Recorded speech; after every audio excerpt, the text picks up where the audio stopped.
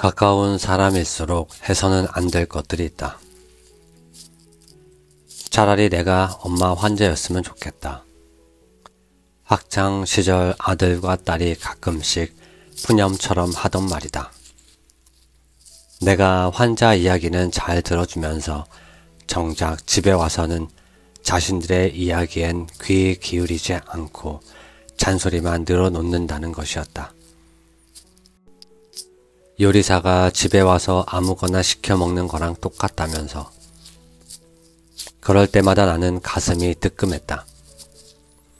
언젠가부터 아이들에게 엄마 지금 바쁘니까 나중에 얘기해 라는 말을 버릇처럼 해왔기 때문이다. 아이들은 그 말을 들으며 얼마나 서운했을까. 사실 사람들은 가깝지 않을수록 더 친절한 경향을 보인다. 가깝지 않다 보니 상대의 마음을 배려하고 원하는 것도 참으면서 의견을 조율한다. 갈등을 만들지 않고 원만한 관계를 유지해야 하기 때문이다.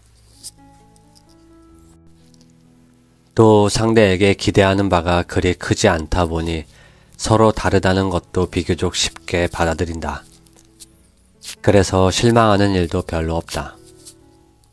반면 가까운 사이일수록 우리는 아무것도 아닌 일에 쉽게 상처받고 화를 낸다.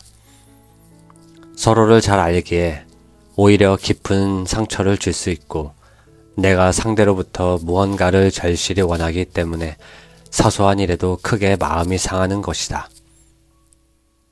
그리고 낯선 이에게 길을 친절히 알려주고 회사 팀원들과 일주일에 두세 번씩 술자리를 하는 사람들이 정작 집에 가면 약속이라도 한 듯 입을 다문다. 심지어 가족들이 자신에게 먼저 다가와 오늘 하루는 어땠어? 힘들지? 라고 위로해 주기를 바란다. 말하지 않아도 상대방이 자신을 이해해 주고 있는 그대로 자신을 받아들여 주기를 기대하는 것이다. 하지만 상대방도 힘든 것은 마찬가지다. 내 병세가 악화되면서 걷는 것조차 힘들어지고 혼자선 몸을 뒤척이지 못할 정도가 되자 어머니가 나를 돌봐주기 시작했다. 물론 간병인이 따로 있긴 했지만 팔순 노모가 딸의 병 수발을 들게 된 것이다. 나는 고개를 못 들 만큼 죄송스러웠지만 솔직히 한편으론 무척 든든했다. 나를 진심으로 아끼고 사랑하는 사람이 곁에 있어주는 거니까. 하지만 병간호가 말이 결코 쉽지 않은 일이다 보니 어머니도 지칠 수밖에 없었다. 그러던 어느 날 약의 부작용으로 줄줄 흐르는 땀을 닦아주던 어머니가 나에게 말했다. 꼬라지가 그게 뭐니?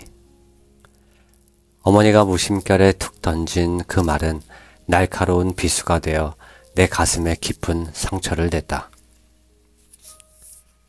그것은 혼자선 아무것도 못하는 무력한 나와 점점 지쳐가는 어머니의 상황을 적나라하게 드러내는 말이었기 때문이다. 의사로, 작가로 성공을 거두어 자랑스러웠던 딸이 하루아침에 불치병 환자가 되어 제 몸 하나 못 가누는 모습을 보면서 어머니는 얼마나 힘들었을까. 그럼에도 느껴지는 서운함은 어쩔 수 없었다. 아무리 그래도 엄마가 어떻게 나한테 그런 말을 할 수가 있어. 다른 사람도 아닌 엄마가. 어쩌면 나는 아이처럼 어머니에게 매달리고 싶었는지 모른다. 원하는 건 뭐든 엄마가 해줘야 한다고 떼쓰는 아이처럼 말이다. 하지만 아무리 가까운 사이일지라도 상대방은 나와 다른 욕구를 지닌 나와 엄연히 다른 존재이다.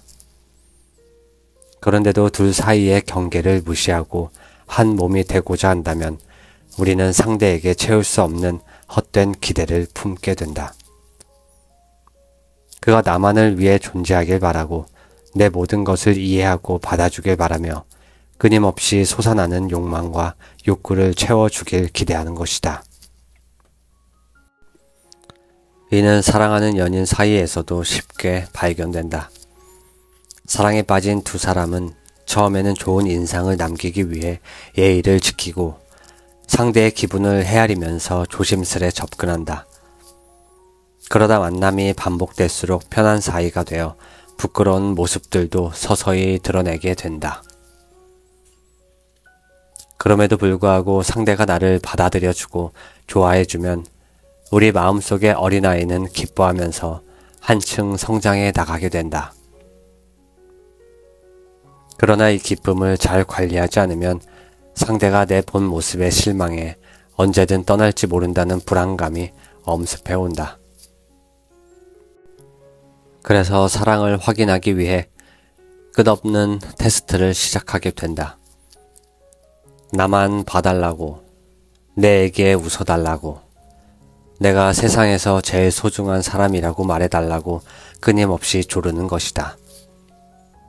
말 안 해도 내가 뭘 생각하고 어떤 상태인지 알아달라고 요구하고 그렇지 못하면 마음이 상한다. 그렇게 상대는 나의 모든 것을 이해하고 채워줘야 하는 존재가 되어버린다. 처음 만났을 때의 조심스러움과 배려는 사라지고 사랑이 자기 중심적이고 일방적인 것으로 변해버리는 것이다. 그러면 가깝다는 이유로 서로가 서로에게 상처를 입히게 된다.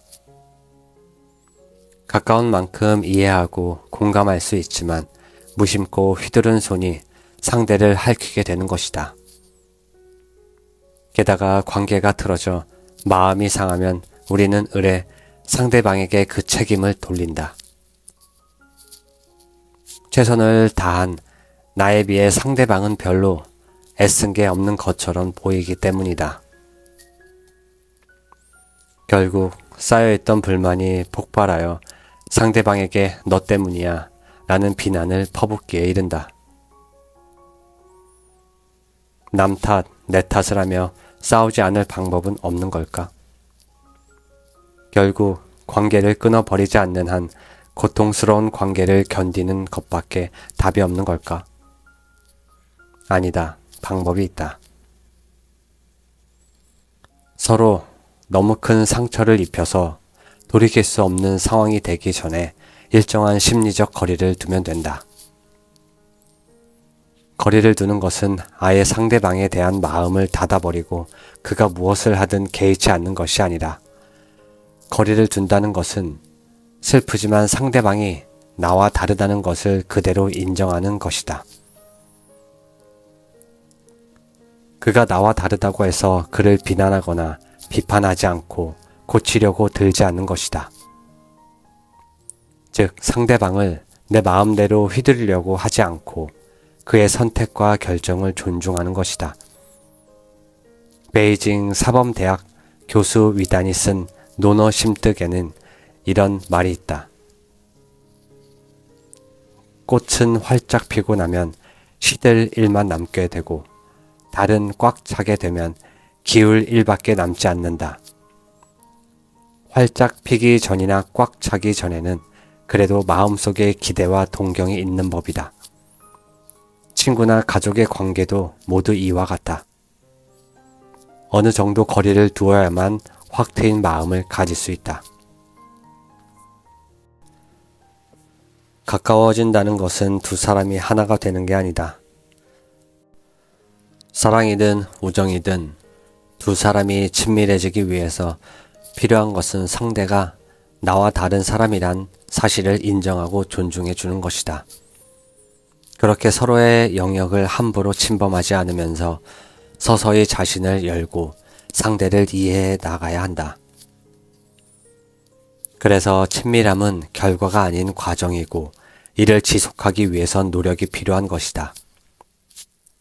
흔히 가까운 사이가 되면 우리 사이에 이런 것까지 신경 써야 해 하며 함부로 하는 경향이 있는데 가까울수록 더 신경 쓰고 아껴야 한다.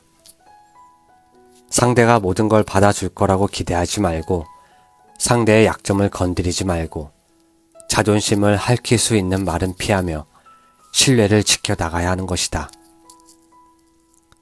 가족은 눈풀로 걷는 인생의 길목에서 가장 오래 가장 멀리까지 배웅해주는 사람이라는 말이 있다. 꼭 가족이 아니어도 언제든 나를 믿고 지지해주는 사람들이 있기에 우리는 불안하고 두려운 인생도 묵묵히 걸어갈 힘을 얻는다. 그런 점에서 친밀함이란 외로운 이 행성에서 살아야 하는 우리에게 주어진 선물이다. 그러니 그것을 방치하지 말고 꾸준히 물을 주어 가꾸고 나가야 한다. 그 꽃이야말로 우리의 보잘것없는 인생을 의미 있고 가치 있게 만들어주기 때문이다. 나는 참 가진 게 많은 사람이었다. 정신분석가 굴드는 나는 절대적으로 안전할 것이다 라고 믿는 아이 때의 착각은 성장하고 학교에 들어가고 세상을 배우면서 다음에 4가지 잘못된 가정으로 발전한다고 했다. 첫 번째, 잘못된 가정은 10대의 지배적인데 나는 언제나 부모님의 우산 아래 살 것이며 그분들의 현실감을 절대적으로 믿는다 라는 것이다. 두 번째 잘못된 가정은 20대 때 가지는 사고방식으로 의지와 인내를 가지고 부모님의 방식대로 살면 결국은 성공할 것이고 만일 좌절하거나 지치거나 할 수 없게 된다면 부모님이 와서 나에게 길을 보여줄 것이다 라고 여긴다. 세 번째 잘못된 가정은 20대 후반에서 30대에 가질 수 있는 믿음으로 인생은 그리 복잡한 것이 아니고 단순하다. 내 안이나 내 인생에서 어떤 불가해한 것이나 모순된 것은 없고 내 뜻을 이룰 것이다 라고 생각한다. 네 번째 잘못된 가정은 중년기에 이르렀을 때 갖게 되는데 내 안이나 세상에 악이란 없다. 악마는 추방되거나 제압될 수 있다. 라고 믿고 싶어하는 마음이다. 그러나 막상 중년이 되면 우리는 아무리 잘 살아왔어도 머지않게 죽게 될 것이라는 사실을 깨닫게 된다.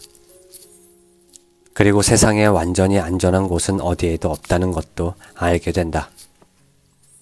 아무리 착한 아이, 좋은 사람이 되어도 아무도 우리를 위험으로부터 보호해 주지 않는다는 사실을 알게 되는 것이다. 왜냐하면 우리는 살면서 아무런 죄가 없는 사람들이 전쟁이나 쓰나미 같은 재앙으로 처참히 죽어가는 것을 목격하게 된다. 한순간의 잘못된 선택으로 범죄자가 되는 사람들도 본다. 비록 우리 자신이 범죄를 저지르지 않았더라도 세상의 어두운 모습을 많이 보면서 우리는 그동안 두려워 보지 않으려 했던 마음속의 어둡고 파괴적이고 불가사의한 부분을 보게 된다. 프로이트가 이드라 부른 우리 무의식의 심연을 보게 되는 것이다. 그렇게 길들여지지 않고 위험한 내적 세계로의 여행은 우리 마음 안에 파괴적인 힘과 창조적인 힘이 공존하고 있음을 알려준다. 그것은 우리에게 새로운 변화를 가져다 주는데 부정적인 감정이 일어나도 무작정 억누르기보다 조절하면 된다는 생각을 하게 되고 타인의 감정도 쉽게 공감하면서 자기 자신과 세상을 좀 더 포용할 수 있게 된다. 그래서 더 자유로워지고 더 원기왕성해지고 더 대담해지며 더 많은 색채를 지니고 더 창조적이 된다. 한편 중년의 나이가 되어 우리는 비로소 자신의 삶을 되돌아보게 된다. 언제까지 내 곁에 있을 거라 생각했던 부모님이 병들고 늙고 죽는 모습을 보며 무한한 줄만 알았던 시간이 무한하지 않다는 사실을 깨닫고 나 또한 언젠가는 병들고 늙고 죽는다는 사실을 인식하는 것은 고통이다. 이 고통으로 인해 가던 길을 잠시 멈추어 우리는 지나온 과거를 회상한다. 그 과거에는 많은 고통과 회한이 자리 잡고 있다. 다른 사람들이 악의적으로 나에게 준 상처, 혹은 선의였지만 결과적으로는 나를 아프게 한 상처의 기억들, 그와 함께 떠오르는 건 내가 사랑하는 사람들에게 준 상처, 질투와 경쟁심으로 다른 사람들을 고통스럽게 만들었던 기억들이다. 그러면 우리의 가슴은 메어질 듯이 아파온다. 하지만 과거를 회상하고 삶의 의미를 되새기는 동안 우리는 삶이 얼마나 위대한지를, 나를 여기까지 오게 한 많은 사람들과 인생이란 것이 얼마나 감사한지를 깨닫게 된다. 그리고 우여곡절 끝에 지금 이 자리에 서 있는 내가 얼마나 괜찮은 사람인가를 느끼게 된다. 이전의 시간들을 떠나보내며 과거의 나와 이루지 못한 꿈을 떠나보내며 나와 세상의 유한성을 받아들이고 앞으로 나아갈 수 있게 되는 것이다. 가슴속에 남아있는 열정이 꺼지지 않는 불씨가 되어 나와 내 주변을 훈훈하게 데우고 있음을 느끼면서 말이다. 나의 경우 만약 파킨슨병이 걸리지 않아서 삶을 돌아볼 시간을 얻지 못했다면 나를 여기까지 오게 만든 사람들과 인생에 대해 고맙다는 생각을 하지 못했을 것이다.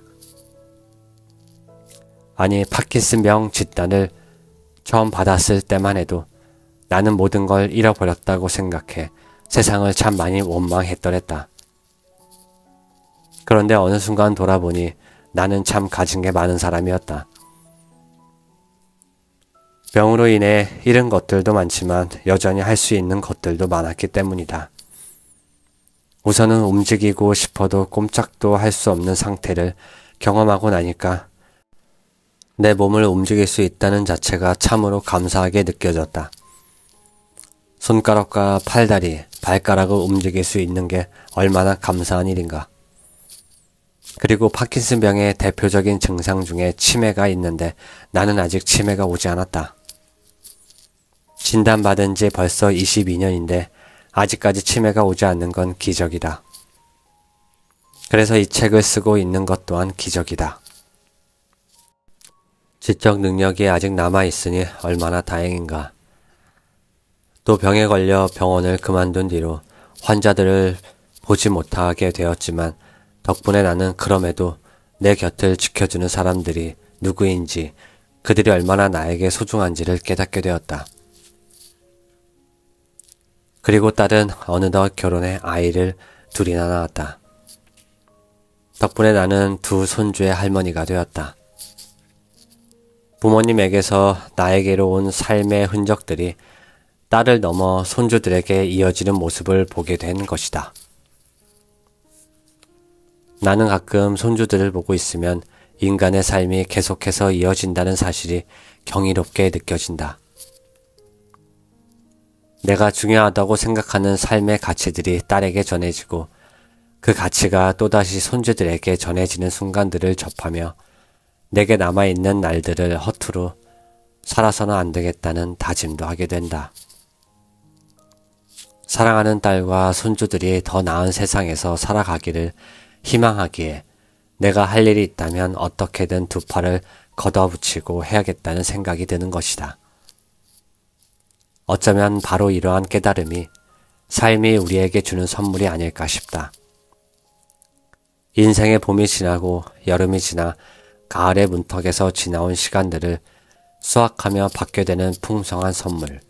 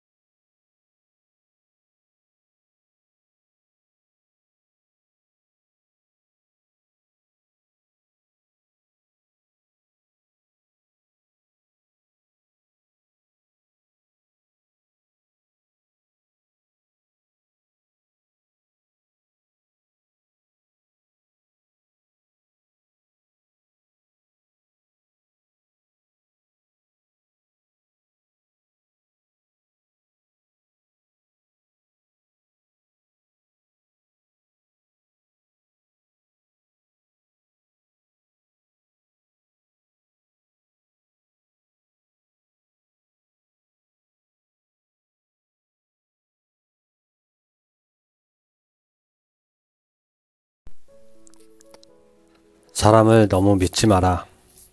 그러나 끝까지 믿어야 할 것도 사람이다. 단지 피부색이나 종교가 다르다는 이유로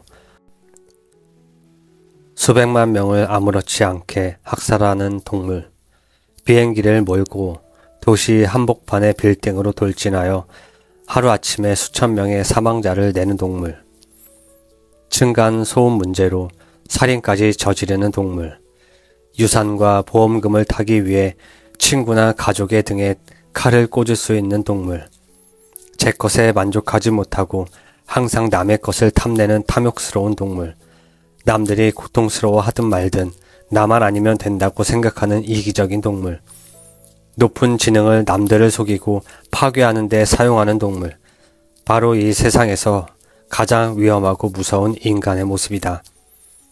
살아갈수록 인간의 어두운 면을 마주할 기회가 늘어나면서 중년의 나이에 이르면 세상에서 가장 무서운 건 바로 사람이다. 라는 말을 하게 된다. 이처럼 무섭게 돌변할 수 있는 이웃으로부터 내 가족을 지키기 위해서는 항상 경계를 늦춰서는 안 된다. 집과 집 사이의 담을 점점 더 높게 쌓아 올리고 창문을 굳게 닫은 채 도시 안의 외로운 섬 같은 생활을 하는 이유도 바로 그 때문이다. 그럼에도 안심이 안 되는 사람들은 아이들에게 세상은 위험하고 무서운 일로 가득 차 있으니 사람을 쉽게 믿으면 안 된다고 주의시킨다. 그러면 나는 사람들에게 묻는다. 당신이 만약 사람을 믿지 않고 의심하면 배신당할 일은 분명 줄어들 것이다. 하지만 당신은 매일 누군가를 경계하고 의심하는 불안한 나날을 보내게 될 것이다. 사람을 믿지 못하면 고립되고 외로워질 것이다. 그런데 사람을 믿으면 세상은 살만한 곳이 된다. 남에게 속을지언정 불안에 떨며 지내지는 않아도 된다. 당신은 무엇을 선택하겠는가? 안타깝게도 대부분의 사람들은 그래도 사람을 믿으면 안 된다고 답했다. 속는 것보다 날마다 모든 일을 의심하며 불안에 떠는 게 차라리 낫다는 것이다. 그러는 선생님은 사람을 믿으세요? 나는 사람을 믿는다. 사람을 믿으면 일단 내 마음이 편하다. 의심하느라 촉각을 곤두세우고 전전긍긍할 필요가 없다. 물론 그러다 배신당하면 크게 상처받을 것이다. 실제로 그런 일이 몇 번 있기도 했다. 하지만 상처가 두려워 사람을 믿지 않으면 행복도 없어져 버린다. 아직 일어나지 않는 일 때문에 오늘의 행복을 포기하고 싶지는 않다. 예를 들어 여행할 때 로마에 가면 좀도둑이 많으니까 가방을 도둑 맞지 않고 싶으면 늘 조심하라고들 한다. 그런데 길거리를 다니면 만나는 사람마다 혹시 도둑이 아닐까, 내 지갑을 훔쳐가지 않을까 의심한다고 해보자. 그러면 지갑은 지킬 수 있을지 몰라도 여행을 즐길 수가 없게 된다.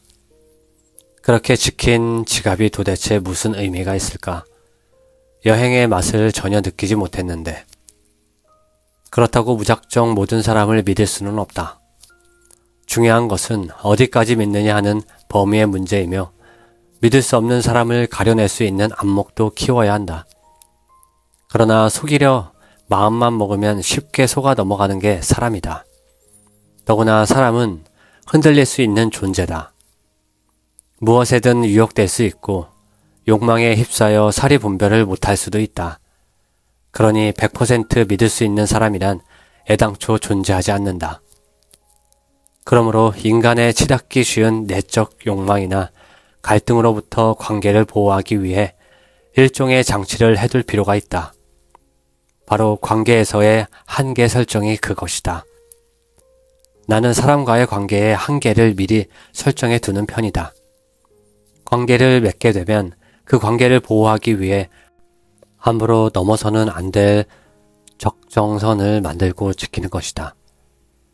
이를테면 나는 친구 사이에 돈 거래를 하지 않는다.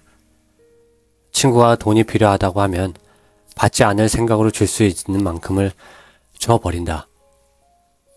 혹여나 받지 못하게 되더라도 마음이 상해서 우정에 금이 가지 않을 정도의 돈을 주는 것이다. 생각해보라. 내가 곧 써야 할 돈인데 친구가 돈을 갚기로 해놓고 안 갚으면 친구를 미워하게 된다. 어쩔 수 없는 사정이 있다 하더라도 원망하는 마음이 들 수밖에 없는 것이다. 그런데 친구라면 모름지기 내 모든 걸 내줄 수 있어야 한다고 설정을 해놓으면 원망하는 마음이 드는 게 당연한데도 자책을 하게 된다. 그러면 관계가 불편해지고 점차 소원해진다. 이를테면 200만 원을 빌려주면 다음 달에 갚겠다고 했던 친구가 6개월이 지났는데도 주지 않는다고 해보자.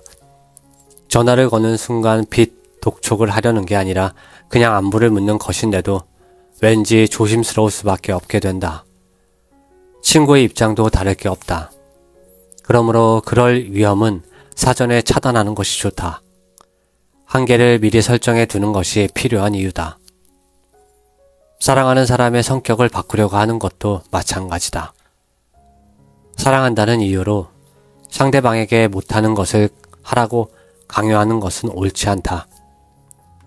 유머가 없는 사람한테 유머스러워지라고 강요해봐야 그가 하루아침에 바뀔 리 만무하다. 그렇다면 그가 못하는 것들을 인정하고 받아들일 것은 받아들여야 한다. 이처럼 한계를 인정하고 존중해야 관계를 잘 끌고 갈 수 있다. 친한 친구 사이에는 비밀이 없어야 한다고 하는데 그렇다고 굳이 밝히고 싶지 않은 비밀을 털어놓을 필요는 없다. 나를 보호하기 위해 어느 누구에게도 밝히지 않았는데 단지 친함을 증명하기 위해 비밀을 드러낼 필요는 없다는 것이다. 부모 자식 사이도 마찬가지다. 긴 병에 효자 없다는 말이 있듯 아무리 부모라 해도 병 수발을 해주는 자식에게 고마워해야 하고 폐를 덜 끼치려고 노력해야 한다. 자식이니까 부모에게 헌신하는 게 당연하다며 아프다는 핑계로 자식에게 막 해서는 안 되는 것이다. 이처럼 각자가 가진 욕심과 욕망이 충돌할 때 한계를 미리 설정해 놓으면 나와 상대방 모두를 보호할 수 있고 관계를 더 안전하게 지속시킬 수 있다. 물론 누군가 나에게 무언가를 기대하고 있다는 걸 뻔히 알면서도 그 기대를 저버리는 건 엄청난 용기가 필요한 일이다. 기대를 저버리는 건 당신이 나에게 실망하고 나를 싫어한다고 해도 어쩔 수 없다. 다 받아들이겠다고 말하는 것과 같기 때문이다. 그렇지만 서로 존중하고 진심으로 아끼는 관계는 각자의 감정을 상하게 하지 않는 선이 어디까지인지 섬세하게 조율할 수 있을 때 만들어진다. 즉, 돈을 빌려주지 않았다는 이유만으로 친구 사이가 틀어진다면 그는 애초에 당신의 진짜 친구가 아닐 확률이 높다. 그러므로 관계를 만들어 갈 때는 먼저 나의 능력이 어디까지인지 마음이 상하더라도 스스로 회복할 수 있는 감정적 한계가 어디까지인지 파악해 두어야 한다. 그리고 그 한계선을 기준으로 아무리 가까운 사람이라고 해도 내 삶까지 망가질 것 같을 때는 미안하지만 더는 도와줄 수 없다고 말할 수 있어야 한다. 특히 자신보다 남을 더 신경 쓰느라 정작 자기 마음이 골마 터진 것을 보지 못하고 좋은 관계를 망치고 싶지 않아서 솔직한 감정을 억누르며 혼자 상처받아온 사람일수록 한계 설정은 반드시 필요하다. 끝까지 사람을 믿고 사람과 더불어 살기 위해 해야 할 최소한의 장치가 바로 한계 설정인 것이다.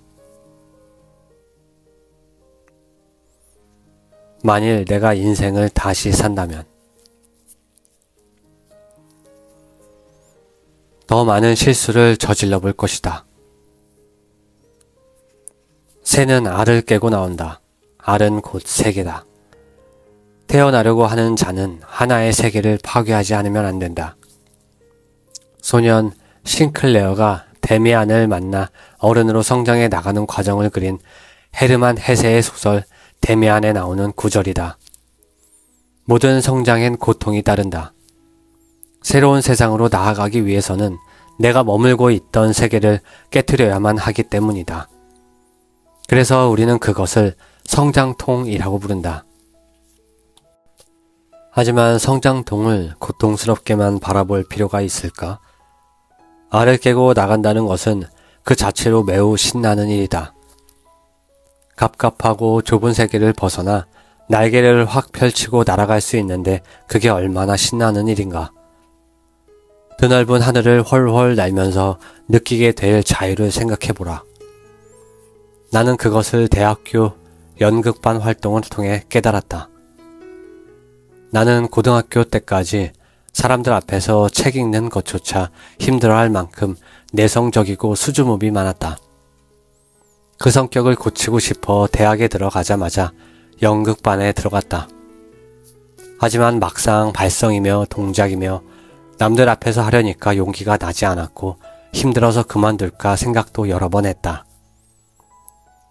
그러다 1학년 겨울방학 때 연극 살아있는 이중생 각하에서 맏딸 역을 맡게 되었다. 비중도 크지 않았고 무대 위에선 실수 연발이었지만 그럼에도 첫 공연을 끝냈을 때의 희열은 최고였다. 내가 그 많은 관객 앞에서 연기를 해냈다는 성취감에 너무나 뿌듯한 마음이 들었다.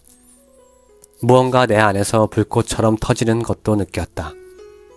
무대 위에서 나는 전혀 다른 사람이었다. 소심하고 부끄러움을 잘 타는 나는 어디론가 사라지고 없었다.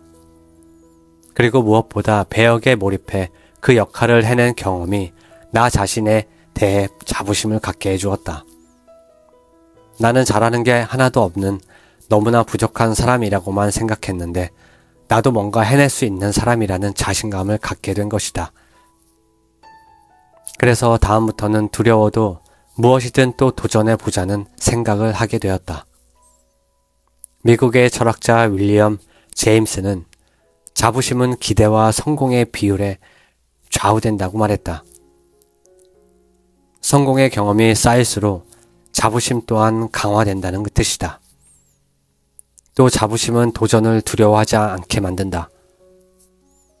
그렇게 도전하면 할수록 성공의 확률 또한 올라간다. 성공이 성공을 부르는 연쇄 작용이 일어나는 것이다. 그래서 알을 깨고 나아가는 것은 즐겁고 신나는 일이다. 새로운 세상으로 나아간다는 것은 무엇을 배우게 될지 모르지만 어쨌든 예전에는 몰랐던 나를 발견함으로써 또 다른 성장으로 이어지는 계기가 되기 때문이다. 나만 해도 연극을 하지 않았더라면 지금도 사람들 앞에 나서는 것을 여전히 힘들어했을 것이다. 그리고 나중에 정신치료의 방법으로 사이코 드라마를 시도할 때 나는 해보기도 전에 못한다고 했을 것이다. 하지만 날이 갈수록 도전은 많은 것을 감수해야 가능한 일이 되어가고 있다. 세상이 너무 빨리 변해 쫓아가기가 힘들 뿐더러 당장 성과를 내지 않으면 도태되고 많은 현실에서 한 번의 도전이 씻을 수 없는 실패가 될지도 모른다는 두려움은 커지게 마련이다. 게다가 경제가 힘들어지면서 우리가 탄 컨베이어 벨트 또한 더욱 좁아지고 경쟁은 더더욱 치열해지고 있다. 즉, 성공할 확률보다 실패할 확률이 더 높아지고 있는 것이다. 누구도 함부로 타인에게 뭐든 도전해보라고 권하지 못하는 이유다.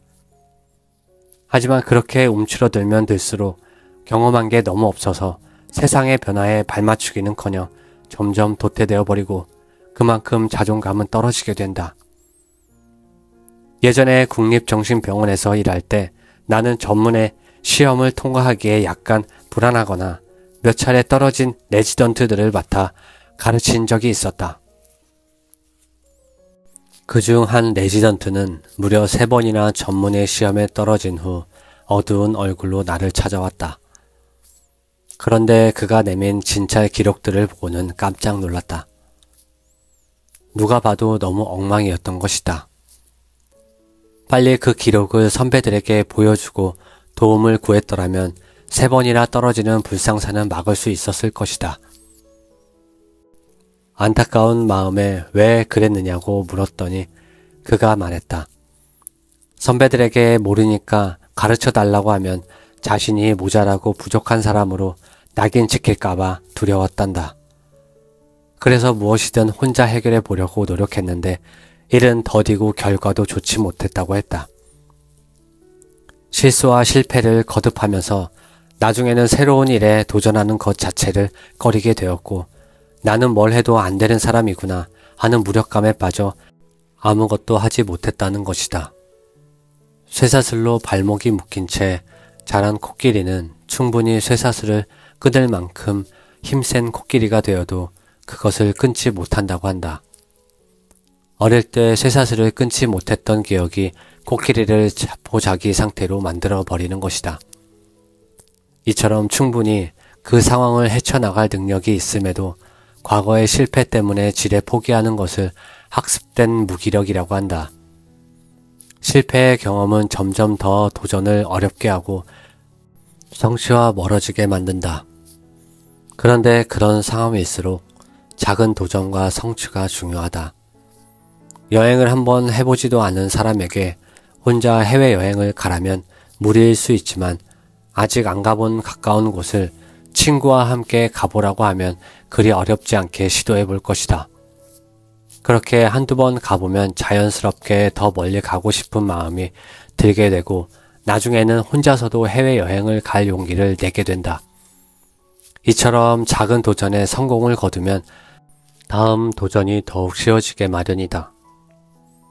도전도 무기력과 마찬가지로 학습되기 때문이다. 그렇게 해서 성공이 쌓일수록 우리는 실패 가능성보다 성공 가능성을 더욱 크게 보고 실패하더라도 그 역시 성공을 향한 과정이라고 여기며 재도전하게 된다.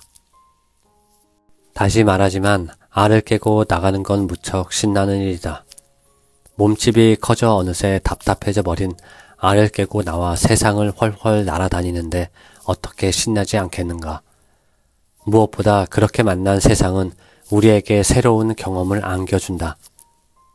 어찌 보면 삶은 행동하고 느끼고 생각하는 것, 다시 말해서 경험 그 이상도 이하도 아니다.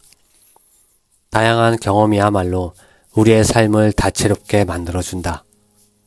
철학자 파스칼의 잠언대로 우리가 인생에 대해 취할 수 있는 최선의 전략은 삶을 우리가 우주를 경험할 수 있는 유일무이한 기회라고 가정하고 그 시간을 최대한으로 활용하는 것뿐이다. 그러니 더는 실수와 실패가 두려워 다가오는 기회들을 놓치지 않았으면 좋겠다. 살아보니 웬만한 실수와 실패로는 인생이 무너지지 않는다. 설령 이혼을 하고 회사를 그만둔다 해도 마음만 먹는다면 다시 잘 살아갈 수 있다는 말이다. 그러므로 작은 실수 하나도 용납하지 못하고 자책하면서 스스로를 너무 몰아세우지 않기를 바란다. 나는 요즘 병 때문에 움직이는 게 힘들다 보니 집 밖으로 나가는 것 자체가 쉽지 않아 대부분을 집에 머무르고 있다. 새로운 세상을 경험해 볼 수 있는 기회가 많지 않다는 뜻이다. 그럼에도 내가 잘한 게 하나 있다면 끊임없이 작은 도전들을 멈추지 않았다는 것이다. 물방울 사진들을 찍어 전시회를 열었고 스마트폰으로 그림을 그려 책을 냈으며 새로운 사람들을 만나 또 다른 도전을 준비 중이다. 내가 사진가들처럼 사진을 잘 찍어서 전시회를 연 것은 결코 아니다. 화가처럼 그림을 잘 그려서 그림 에세이를 낸 것도 아니다. 다만 나는 내가 새롭게 알게 된 자연의 아름다움을 사람들과 나누고 싶었고 몸을 잘 움직일 수 없는 답답한 상황이었지만 스마트폰 그림을 그리며 그 세계에 빠져들어 자유를 만끽할 수 있었는데 그 마음을 사람들과 나누고 싶었을 뿐이다. 그런데 몇몇 사람들에게 네가 찍은 물방울 사진들을 보고 있는데 정말 아름답더라. 선생님이 그린 빼뚤빼뚤 그림들을 보는데 저도 모르게 마음이 편안해졌어요. 라는 말을 들었다. 그거면 충분히 새로운 도전을 한 의미가 있지 않을까? 무엇보다 새로운 도전들을 하며 나의 삶은 훨씬 재미있고 풍성해졌다. 그러니 길을 걸을 때 매일 똑같은 길로만 걷지 말고 한 번쯤은 새로운 길을 가보길 권한다. 음식을 먹을 때도 한 번쯤은 새로운 음식에 도전해보라. 친구를 만날 때도 늘 가던 장소가 아닌 아주 낯선 곳에서 만나보라. 그리고 뭐든 재미있어 보이는 게 있으면 결과와 상관없이 한번 시도해보라. 그렇게 새로운 경험을 수없이 해본 사람과 매일 똑같은 행동만 반복하는 사람의 내일은 다를 수밖에 없다. 만일 내가 인생을 다시 산다면 더 많은 실수를 저지르며 살고 싶다. 손살같이 지나가는 시간 속에서 나는 더 많은 도전을 하고 웬만한 일은 두려워하지 않을 것이다. 그렇게 쌓인 경험들이 얼마나 값진지를 알기 때문이다. 나의 듦을 두려워하지 않을 것이다. 말하기 부끄럽지만 10대 때는 나이 든 사람들을 보면 무슨 재미로 이 세상을 사나 생각했었다. 표정 없는 지친 얼굴 위에 깊게 패인 잔주름이 고된 세월과 그들의 시름을 말해주는 것 같았다. 그래서 저렇게 살 바엔 차라리 늙기 전에 죽고 싶다는 생각을 하기도 했다. 그런데 어느새 나도 그만큼 나이를 먹어버렸다. 내 몸과 마음 구석구석에는 세월의 흔적들이 새겨져 있다. 그러나 다행히 10대 때 품었던 두려움은 괜한 것이었음을 알게 되었다. 나는 요즘 산다는 게 너무도 재미있고 흥미롭다. 그래서 만일 10대 때 나처럼 생각하는 아이를 만난다면 자신 있게 얘기해주고 싶다. 나이 든다는 것은 그렇게 무섭고 슬픈 일은 아니란다. 그건 나름대로 참 좋은 일이야. 세월은 젊음을 앗아가지만 그만큼의 다른 선물을 주거든. 물론 탄력 있는 피부와 생기 넘치는 예쁜 얼굴, S라인의 탄탄한 몸매와 초콜릿 복근의 역삼각형 몸매 등 젊음을 숭배하는 현대사회에서 나이 든다는 것은 인류학자 마거릿 미드의 말처럼 젊은이들의 세상에 이민 온 이방인이 되어버리는 쓸쓸한 일일지도 모른다. 그럼에도 나는 지금의 내가 좋다.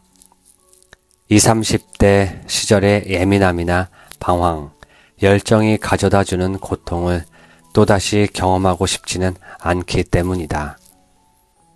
인생의 의미를 찾아 방황했던 10대. 닥치는 대로 공부하며 정신없이 보낸 20대. 가정을 꾸리고 두 아이를 키우며 치열하게 보낸 30대. 꿈을 펼쳐보려고 했더니 병이 찾아온 40대를 넘어 병마와 싸우며 60대 중반에 들어선 지금까지. 돌이켜보면 참 많은 일이 있었는데 그 일들을 거쳐 지금의 내가 있다. 그리고 그렇게 세월을 거치며 단단해진 나 자신이 좋고 세상에 대해 더 깊은 이해를 하게 되고 웬만한 일들은 수용할 수 있는 여유로움을 갖게 된 지금이 좋다. 어떻게 살아야 행복한지, 삶에서 진정으로 중요한 게 무엇인지 볼 수 있는 눈 또한 세월이 내게 준 소중한 선물이다. 70세가 넘은 남자 환자가 한 명 있었다. 그는 오래전부터 잠을 못 자고 우울하고 사는데 별 재미를 못 느껴 병원을 다니기 시작했다. 그는 항상 얼굴에 수심이 가득했고 이것저것 걱정이 많았고 모든 일에 짜증이 난다고 했다. 자식들도 다 잘 커서 결혼했고 남들이 부러워할 만큼 돈도 벌었고 집안엔 아무런 문제가 없는데도 그는 자기 삶에 만족하지 못했다. 그는 올 때마다 재산이 100억이 넘고 골프와 승마 그리고 해외여행으로 여가를 보낸다고 자랑하듯 말하면서도 재산을 관리하기 힘들다, 세입자들이 말을 안 듣는다 등 불평불만을 늘어놓곤 했다. 그러던 어느 날 그는 전혀 다른 얼굴로 병원을 방문했다. 주름살은 보톡스로 다 펴고 약간 처진 눈은 쌍꺼풀로 수술을 올리는 등 얼굴 전체를 고쳐 40대 같은 모습으로 나타난 것이다. 그러면서도 또 잠이 안 온다, 사는 게 재미없다는 말을 반복했다. 나는 그를 볼 때마다 무척 안타까웠다. 충분히 행복할 만한 여건인데 의미 있고 보람차게 살 기회도 많을 텐데 그는 자신에게서 떠나가는 것들을 놓지 못해 행복할 기회마저 놓치고 있었다. 게다가 어쨌든 수술을 해서 젊어 보임에도 불구하고 여전히 만족하지 못하고 불평불만만 늘어놓고 있었다. 노년 역시 우리 자신의 책임 아래 있다. 지금까지 열심히 살아왔다고 해서 세상의 심판으로부터 면죄부를 받을 수는 없다. 그런데 많은 노인들이 요즘 젊은이들은 노인 대접을 할 줄 몰라 하고 불평한다. 그러나 이제까지 살아온 것에 대해 대접받기만을 바란다면 그것은 스스로 해야 할 일을 포기하고 스스로의 삶에 대한 권리를 포기하는 것이나 마찬가지다.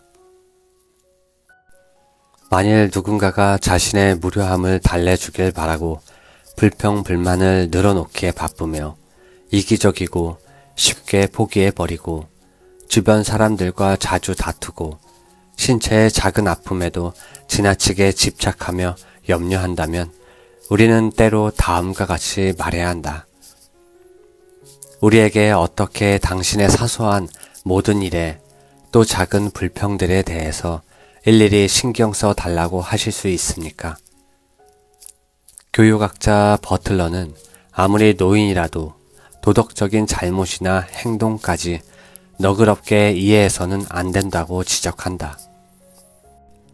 노인도 탐욕스러울 수 있고 다른 사람에게 상처를 줄 수 있으며 또 해서는 안 될 실수를 할 때도 있다. 그런데도 노인이기에 책임감과 죄책감으로부터 면죄부를 주는 것은 오히려 그의 인간성을 모욕하는 것이나 다름없다. 가만히 주위를 둘러보면 유명한 사람이 아니어도 눈에 띄는 업적을 이루지 못했어도 살아있다는 자체만으로도 주변에 온기를 주는 노인들이 얼마든지 있다. 병든 아들의 약을 타러 한 달에 한 번씩 지하철에 가파른 계단을 오르내리는 84살의 어느 할머니는 그래도 산다는 건 참 신나고 좋은 일이야 라고 말해서 나를 부끄럽게 만들었다. 교육적인 몬테소리는 말한다. 나는 이제 90살이고 머리끝까지 발끝까지 관절염을 앓고 있다. 그러나 시력이 좋아 아직 읽을 수 있다. 고맙게도 나는 읽을 수 있다. 오, 나의 사랑하는 책이여. 매스컴이 병들고 외롭고 비참한 노인들의 모습만 부각시킨 탓에 사람들은 마치 그것이 노인의 전형적인 모습인 양 겁먹는다. 그러나 실은 그런 모습은 젊은이에게서도 찾아볼 수 있다. 젊은 사람들도 직장을 잃을 수 있고 갑자기 병에 걸릴 수 있으며 급격한 체력 저하나 성하지 않은 치아 때문에 고민할 수 있다. 단지 노년에 그런 상황이 생길 확률이 높다는 것일 뿐 그것이 노인의 특성은 아니다. 이러한 사실은 우리에게 삶이 그렇게 되지 않도록 충분히 대처할 수 있음을 알려준다. 철학자 플라톤도 말했다. 늙음에 만족할 때 늙음을 직행할 수 있지만 늙음에 만족하지 못한다면 늙음 자체가 참을 수 없는 고통이 된다. 이것은 젊음에도 해당된다라고 말이다. 만일 우리가 삶을 지루해하거나 따분해하지 않는다면 우리가 돌봐야 할 사람이나 일이 있다면 우리가 피할 수 없는 상실을 견뎌낼 수 있을 정도로 개방적이고 융통성이 있다면 늙는다는 게 그리 두려운 일은 아니다. 노년을 향한 행진은 이미 유아 시절부터 시작되었으며 그동안 경험한 수많은 상실은 마지막 상실을 맞이할 수 있도록 우리를 단련시켜 왔다. 그럼에도 좀 더 유쾌하게 나이 들기 위해서는 자기를 초월할 수 있는 능력이 필요하다. 그것은 나 이외의 타인에게 관심을 갖고 이 세상을 향해 시선을 돌리는 것을 말한다. 이는 다른 사람들의 기쁨을 내 기쁨처럼 느낄 수 있는 능력이며 나의 흥미와 직접적인 관련이 없는 일들에도 관심을 가질 수 있는 능력이며 비록 내가 살 세상은 아니지만 다음 세대를 위해 미래에 투자할 수 있는 능력을 말한다. 이처럼 자기 초월 능력을 가지며 머지않아 죽을 것이라는 사실을 깨달을 때 밀려오는 허무감을 극복하고 내 인생의 의미를 부여할 수 있게 된다. 이는 내가 죽어도 다음 세대를 통해 생명은 이어지며 세상은 존속한다는 믿음을 근거로 한다. 이러한 믿음은 할아버지 할머니로서, 스승으로서, 조언자로서 내가 남긴 것들이 그것이 지적인 것이든 영적인 것이든 혹은 물질적인 것이든 간에 사라지지 않고 다음 세대에 전해질 것이라는 생각을 하게 만든다. 그래서 정신적, 물질적 유산을 남기려는 노력은 노인들에게 현재를 살아갈 수 있는 힘을 준다. 또 지난 과거에 대한 강박적인 집착을 멈추고 현재에 충실하게 만든다. 이 세상의 세세한 부분을 듣고 보고 느끼며 그것에 감탄하고 감사할 수 있는 능력을 키우게 되는 것이다. 어떻게 늙는 것이 잘 늙는 것인지에 대한 정답은 없다. 노년기는 활동적이고 혈기왕성한 시기가 될 수도 있고 한 발 뒤로 물러난 고요한 시기가 될 수도 있다. 또 우리는 이제껏 알고 행해온 것들을 다지거나 혹은 탐험을 시작하는 시기가 될 수도 있다. 안락 의자에 앉아 몸을 흔들며 노년기를 보내는 것이 어떤 노인에게는 좋은 시간이 될 수도 있다. 인생을 어떻게 살아야 한다는 특별한 기준은 없다.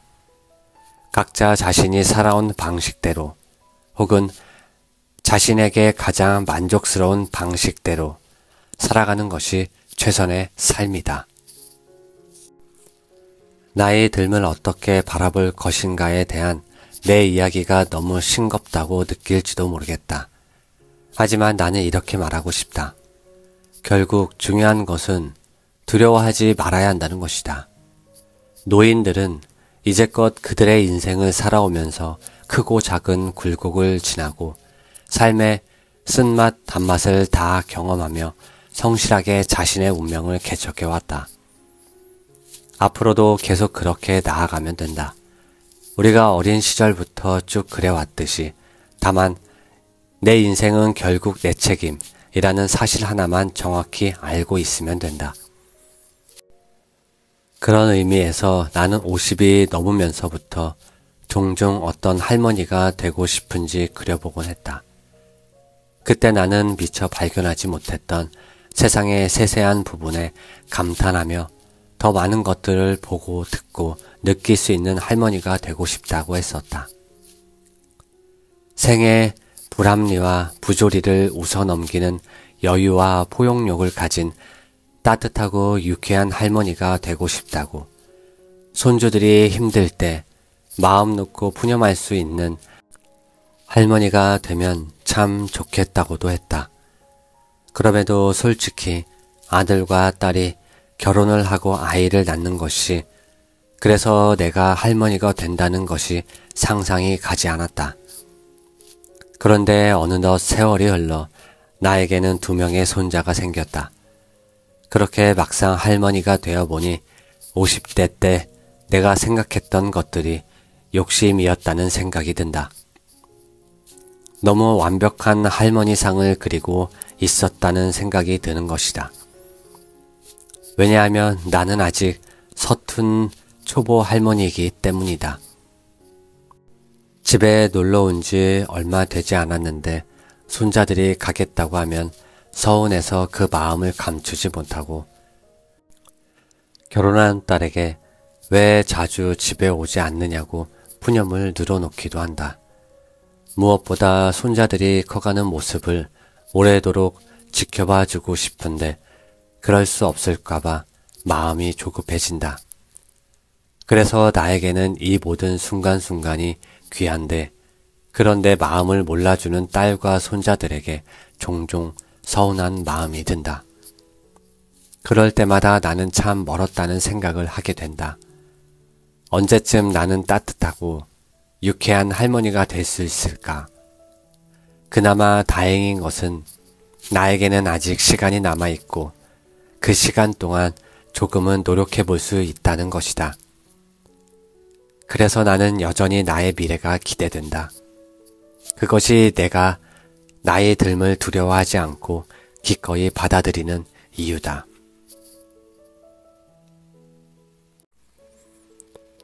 상처를 입더라도 더 많이 사랑하며 살 것이다. 언젠가 병원에 17살의 여학생이 찾아왔다. 그녀는 학교도 안 가고 친구도 안 만나고 집 밖으로 안 나가고 심지어 밥도 잘 챙겨 먹지 않았다. 엄마 손에 이끌려 억지로 진료실 의자에 앉은 그녀는 그저 멍하니 허공만 응시할 뿐이었다. 뭘 물어도 묵묵부답으로 일관하던 그녀가 입을 연 것은 몇 달이 지나서였다. 선생님, 사람이 왜 살아야 하죠?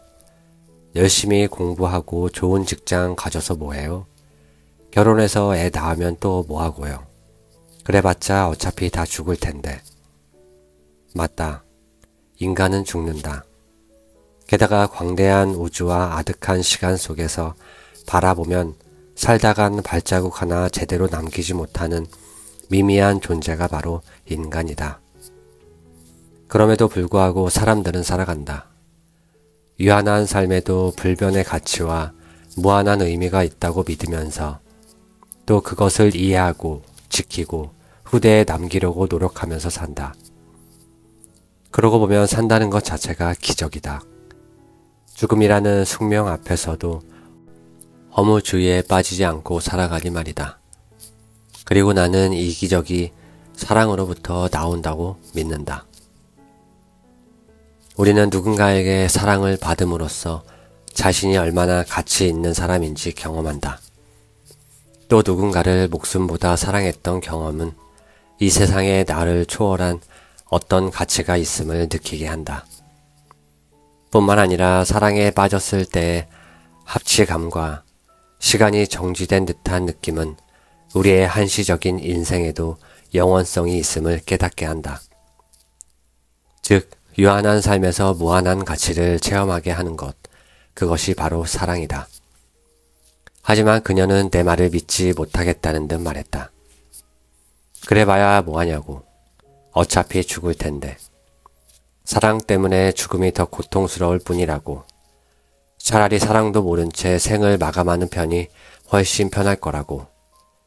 나는 삶의 의미를 찾아 헤매는 그녀에게 대답 대신 소설을 하나 권했다. 시한부 인생을 살아가는 17 소녀와 소년의 사랑을 그린 잘못은 우리 별에 있어 였다. 헤이즐은 17살의 갑상선암 말기 환자다. 암이 폐해까지 전이되어 죽음 직전까지 갔지만 다행히 팔랑키포라는 신약이 암세포의 성장을 막아주어 여분의 삶은 얻었다.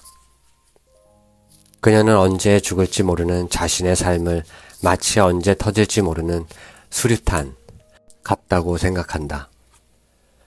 사상자 수를 최대한 줄이려면 어딘가 틀어박혀 있어야 하는 수류탄이라고. 그녀의 목표는 하나다. 가능한 한 남은 사람들에게 상처를 주지 않고 이 세상을 떠나는 것이다. 하지만 그런 그녀에게도 운명처럼 사랑이 다가온다. 환우들의 모임에서 훤칠한 키에 미소가 매력적인 어거스터스를 만난 것이다. 그 역시 암으로 오른쪽 다리를 절단해야 했던 아픔을 안고 있다. 첫눈에 사랑에 빠진 두 사람은 책을 바꿔 읽고 좋아하는 밴드의 음악을 함께 듣고 게임을 같이 하고 헤이즐이 존경하는 작가를 만나기 위해 같이 암스테르담을 여행하는 등 여느 10대들처럼 사랑을 쌓아 나간다. 그러나 어느 날 죽음이 찾아와 어거스터스의 목숨을 앗아가고 만다. 그 뒤 헤이즐은 한 통의 편지를 받게 된다. 어거스터스가 죽기 직전 헤이즐이 존경하는 작가에게 보낸 편지였다. 어거스터스는 훗날 있을 헤이즐의 장례식 추모사를 작가에게 대신 써달라고 부탁을 했던 것이다. 편지에서 어거스터스는 헤이즐의 병세가 위독해져 집중 치료실에 입원했을 때 몰래 들어가 그녀를 살펴보던 날의 이야기를 꺼낸다. 그날은 마침 그의 몸에 암세포가 빼곡하게 퍼졌다는 소식을 전해 들은 날이기도 했다.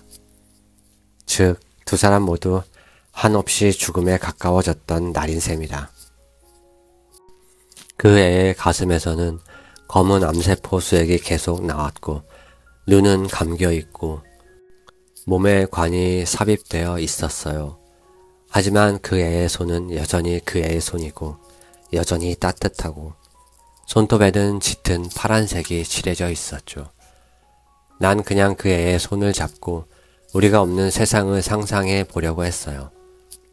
잠깐 동안 난 그 애가 먼저 죽어서 나 역시 죽어간다는 걸 절대로 모르길 바라는 착한 사람이 되었죠. 하지만 그러다가 우리가 사랑할 시간이 더 있으면 좋겠다고 생각하게 됐어요. 소망을 하게 됐죠. 난 나만의 상처를 남긴 거예요. 중략, 난 그 애를 사랑해요. 그 애를 사랑할 수 있어서 난 정말로 행운아예요. 이 세상을 살면서 상처를 받을지 안 받을지를 선택할 수는 없지만 누구로부터 상처를 받을지를 고를 수 있어요. 난 내 선택이 좋아요. 그 애도 자기 선택을 좋아하면 좋겠어요. 어거스터스와 사랑에 빠지지 않았다면 헤이즐은 원하던 대로 조용히 눈을 감을 수 있었을지도 모른다. 하지만 그 삶이 더 의미 있다고 말할 수 있을까? 결코 그렇지 않을 것이다. 헤이즐은 어거스터스를 사랑함으로써 언제 터질지 모르는 수류탄도 충분히 사랑받고 사랑할 수 있음을, 또 그것은 절대 저주가 아니라 특권임을 깨닫게 되었다. 사랑은 사람을 변화시킨다. 헤이즐은 몇 년간 암에 지배당한 몸뚱이를 비로소 사랑하게 되었다. 또한 암과의 싸움에서 필패할 시한부 인생도 투쟁할 만한 가치가 있다고 느끼게 된다.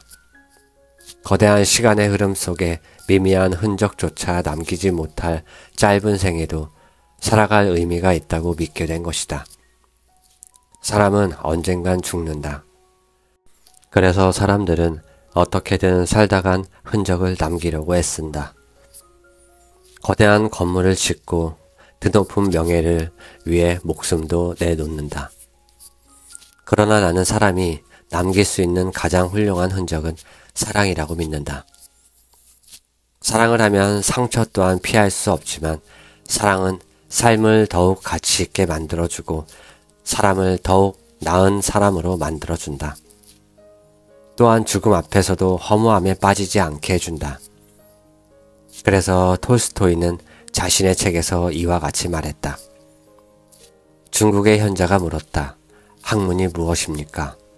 그러자 이렇게 답했다. 사람을 아는 일이다. 또다시 질문했다. 선은 무엇입니까? 현자가 말했다. 사람을 사랑하는 일이다. 내가 죽는 날을 상상해 본다.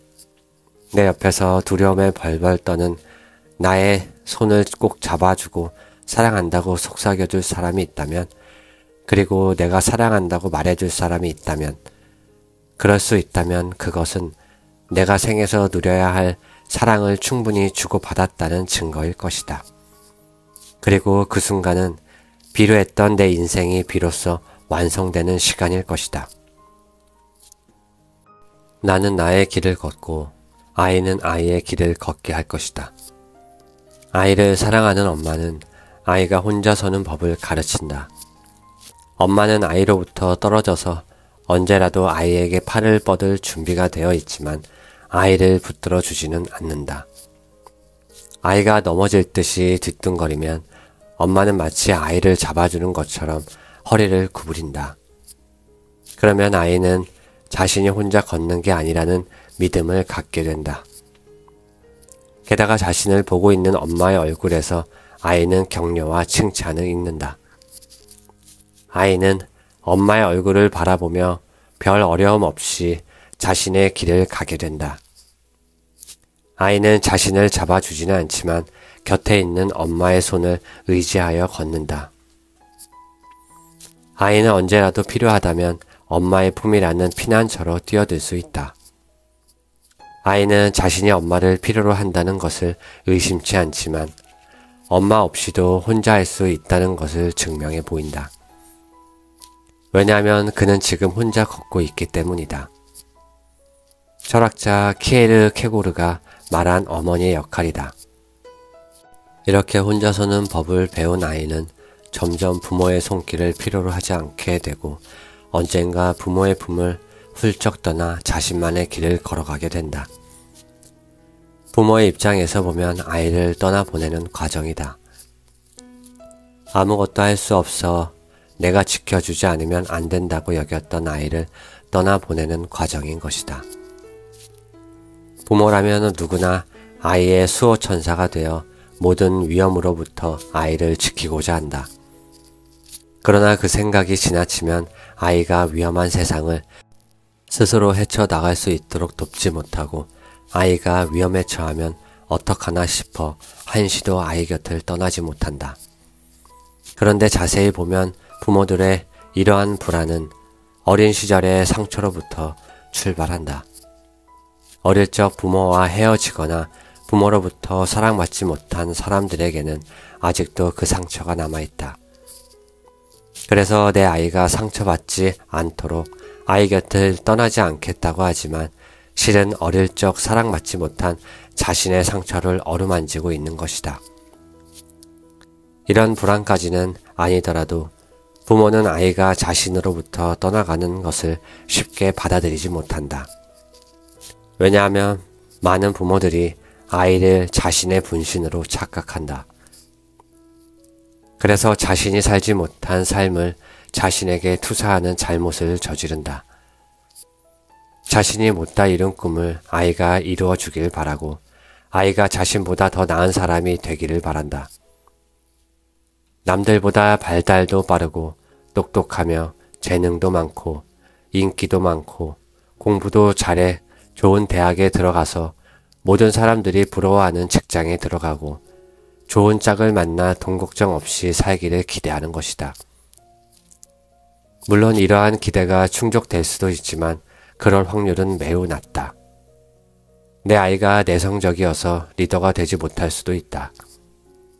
내 딴에는 아이의 행복과 성공을 위해 깊이 생각해서 짠 계획들이 아이의 관점에서는 싫거나 맞지 않을 수도 있다. 또한 아이들은 결코 부모가 바라는 대로 자라주지 않는다. 조금만 자라 혼자 걷기 시작하면 곧 자기 멋대로 하려 하고 부모의 관심과 염려를 간섭이라며 짜증낸다. 아이가 나 없이 아무것도 할 수 없다는 사실은 막중한 책임감을 필요로 하지만 한편으로 부모들에게 생애 유일한 기쁨을 선사하기도 한다.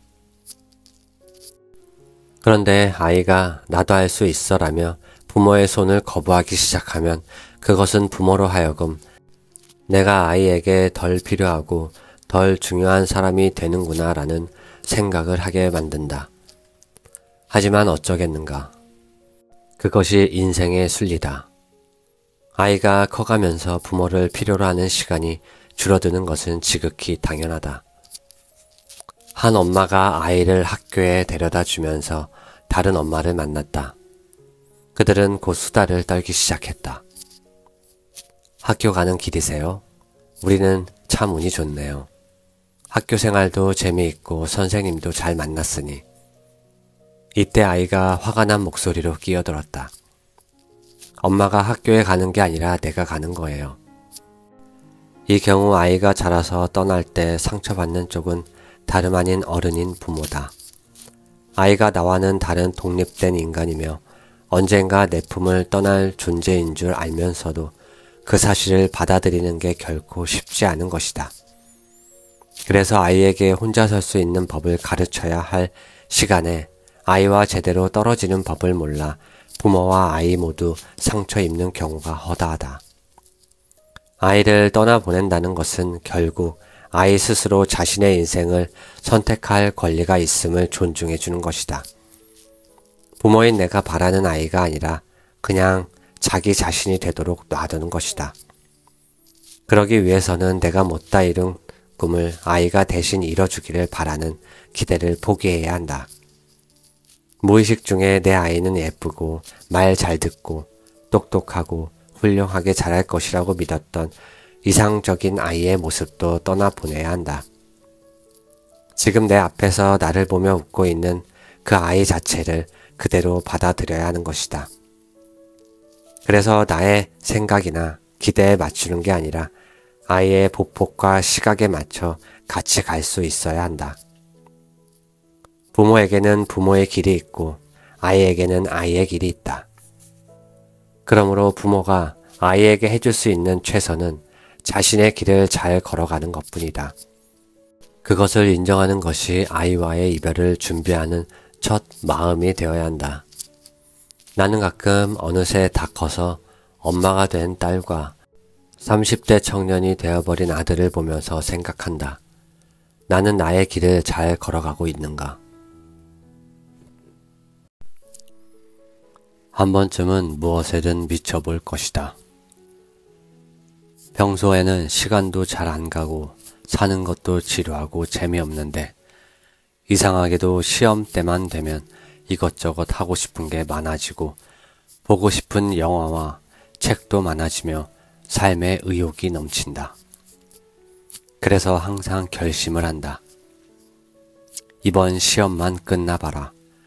읽지 못하고 쌓아둔 책들도 다 읽고 영어 공부도 더 하고 이전처럼 게으르게 빈둥거리면서 살지 않겠어. 그런데 웬걸 시험만 끝나면 그동안 정신을 일깨웠던 신선한 의욕과 결심은 어디론가 사라지고 또다시 마지못해 해야 할 것들만 겨우 하며 빈둥거리기 시작한다. 다음 시험 시간이 되면 또다시 의욕은 살아나지만 애석하게도 그때는 시험 공부를 해야 하기 때문에 건전한 의욕은 항상 뒤로 미뤄지게 마련이다. 나 또한 그랬다. 그러면서도 도대체 내가 왜 그러는지 의아했다. 아니, 시간이 많을 때는 아무것도 안 하고 빈둥거리다가 막상 시험 때만 되면 왜 그렇게 하고 싶은 게 많아지느냐 말이다. 막연히 시험 공부가 하기 싫으니까 다른 것을 하고 싶은가 보다 하고 생각했는데 진짜 이유는 다른 데 있었다. 시험 공부에 몰두하기 시작하면 동력 시스템이 활성화된다. 잠자고 있던 뇌의 의욕적인 부분들이 꽈리 터지듯이 여기저기서 톡톡 터지기 시작하면서 다른 의욕과 호기심도 같이 잠에서 깨어나는 것이다. 그래서 시험 때만 되면 얄궂게도 하고 싶은 게 많아질 수밖에 없다. 사실 시험 공부처럼 하기 싫은 게 어디 있으랴. 그러나 다들 한 번쯤 경험했을 것이다. 밤새 어려운 문제 하나를 붙들고 씨름하다가 새벽녘쯤 그 문제를 풀었을 때의 기쁨과 뿌듯함을. 그럴 때는 밤이 언제 갔는지 새벽이 언제 왔는지조차 모른 채 그 문제에 집중한다.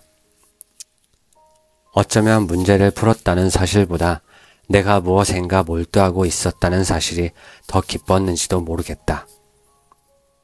왜냐하면 밤새 문제를 못 풀었을 때조차 아침에는 왠지 모를 뿌듯함과 충만함으로 가슴이 벅찼으니까. 무엇인가 미쳐본 적이 있는가? 마치 열애라도 하듯 무엇인가 풍덩 빠져본 적이 있는가?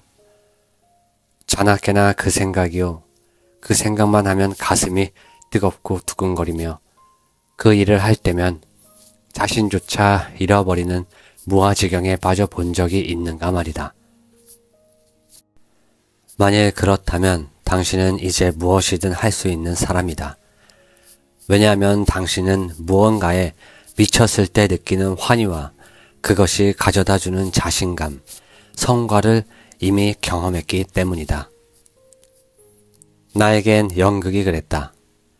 대학교 연극 동아리에 들어가 연극을 접한 뒤로 나는 차츰 연극에 미쳐갔다. 돈만 있으면 연극을 보고 연극 관련 책을 사서 읽었으며 누구보다 연습실에 먼저 나가 연기 연습을 했고 길을 가다가도 내가 맡은 배역을 생각했다. 추운 겨울엔 2달 내내 연습실에 연탄을 떼가며 공연을 준비했다. 다행히 연기 실력도 조금씩 늘어 본과 4학년 때는 연극 노비 문서에서 취발이라는 남자 광대 역할을 맡아 탈춤부터 디스코까지 소화해 무대를 휘젓고 다니게 이르렀다. 그러다 연출가에게서 연기를 더할 생각이 없느냐는 칭찬을 들었을 때는 하늘을 날 것만 같았다.